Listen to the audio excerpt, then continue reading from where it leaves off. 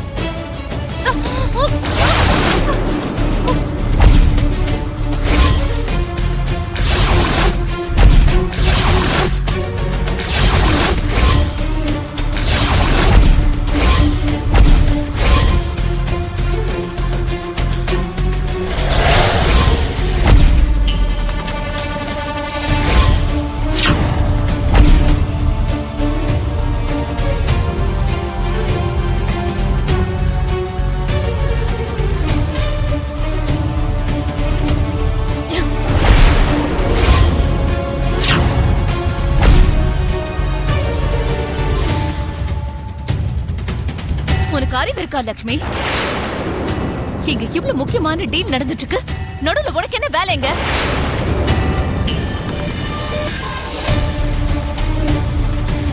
நடுவுல நுழைஞ்சு கையெழுத்து போட வந்தியா, இல்லனா நாசமாக்க வந்தியா? என்ன பண்றதுக்காக வந்த நீ?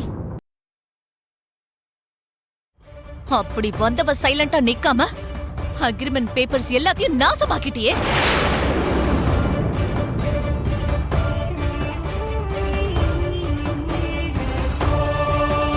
நல்ல சகுனமா ஒரு நல்ல கம்பெனியோட டைப் ஆகும்போது அவசகுணம் மாதிரி கெடுத்து தொலைச்சிட்டேன்.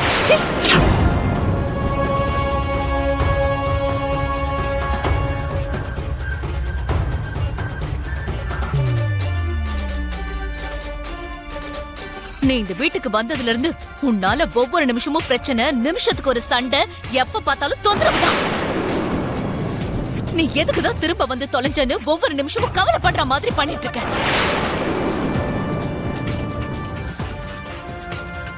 நீ எவ்வளவு சீக்கிரம் இங்க இருந்து போய் தொலைவன்னு நாங்க எதிர்பார்த்துட்டு இருக்கோம்.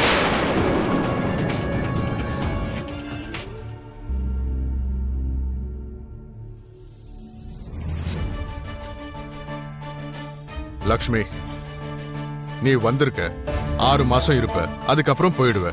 அது வரைக்கும் தான் உனக்கும் இந்த குடும்பத்துக்கும் இருக்கிற உறவு.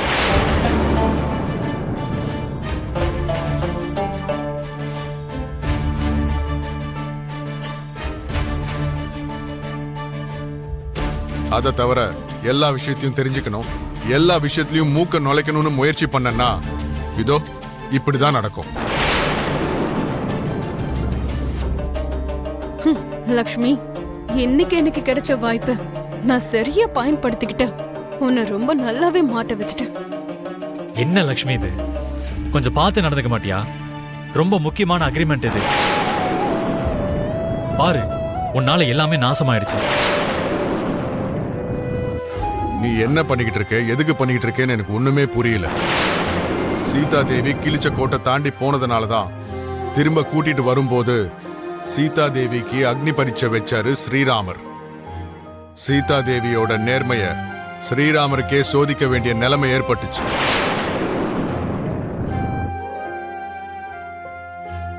நீ நந்தன் ஃபேமிலியோட மருமகளா இந்த வாசப்படியை தாண்டி போனதுக்கு அப்புறம் நீதி நேர்மையில என்ன மாற்றம் ஏற்பட்டிருக்குன்னு தெரிஞ்சுக்கிறதுக்காக நாங்க பல சோதனைகளை வைக்க வேண்டியிருக்கும்னு நினைக்கிறேன். ஏன் சொல்றேன்னா, நீ இதுக்கு முன்னாடி இருந்த லக்ஷ்மி மாதிரி இல்லைன்னு எனக்கு தோணுது. நீ என்ன சுயநலத்தோட இந்த வீட்டுக்குள்ள வந்திருக்கியோன்னு சந்தேகம்தான் எழும்புது.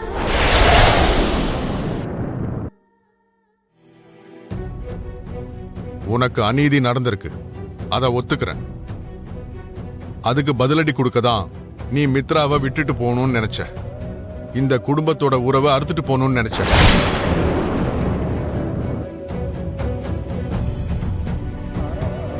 அதனாலதான் விவாகரத்து வரைக்கும் போன. உண்மையிலேயே நீ பிரிஞ்சு போகணும்னு நினைச்சிருந்தா இப்போ நீ இங்க இருக்கணுங்கிறதுக்காக ஓடி வந்திருக்கவும் மாட்ட, எங்களோட சேர்ந்து வாழ பிடிவாதம் பிடிச்சிருக்கவும் மாட்ட. இங்க நீ இவ்ளோ கஷ்டப்பட்டுக்கிட்டு இவ்ளோ அவமானங்களை சகிச்சுக்கிட்டு எதுக்காக இருக்கேன்னு எனக்கு சத்தியமா புரியல. ஒரு பக்கம் நீயும் அவமானத்தை சந்திச்சுக்கிட்டு இருக்க, இன்னொரு பக்கம் எங்களையும் அவமானப்படுத்திக்கிட்டு இருக்க. இது எல்லாத்தையும் பார்க்கும்போது இந்த 6 மாசத்துக்காக நீ திரும்பி வந்ததுக்கு பின்னாடி ஏதோ ஒரு காரணம் இருக்கும்னு எனக்கு தோணுது.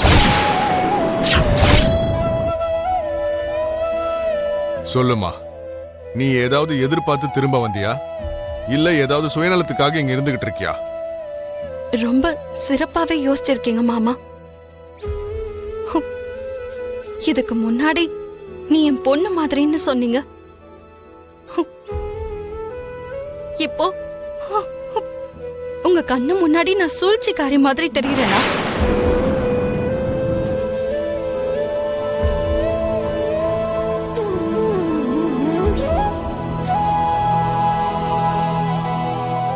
இதுக்கு முன்னாடி இந்த குடும்பத்துக்கு என்ன ஒரு முதுகெலும்பா நினைச்சீங்க. ஆனா இப்போ முதுகுல குத்துறவ மாதிரி நான் உங்களுக்கு தெரியறேனா?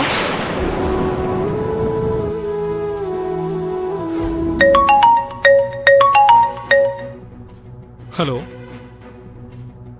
What is it? நீங்க சொல்றது உண்மையா? ஓ மை காட், இதை நாங்க எதிர்பார்க்கவே இல்லை. டிவில நியூஸ் வேற வருதா? Okay okay, thanks for the information. Hey, remote கொடு. கொஞ்சம் பொறுமையா கேட்கலாம்ல, ஏன் இப்படி அவசரப்படுற? டிவில வர நியூஸ் அந்த மாதிரி. பெரியமா, பெரியப்பா, அண்ணா, எல்லாரும் சீக்கிரம் வாங்க.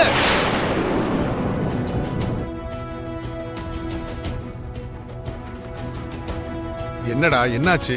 ஏன் இப்படி டென்ஷனா கூப்பிடுற?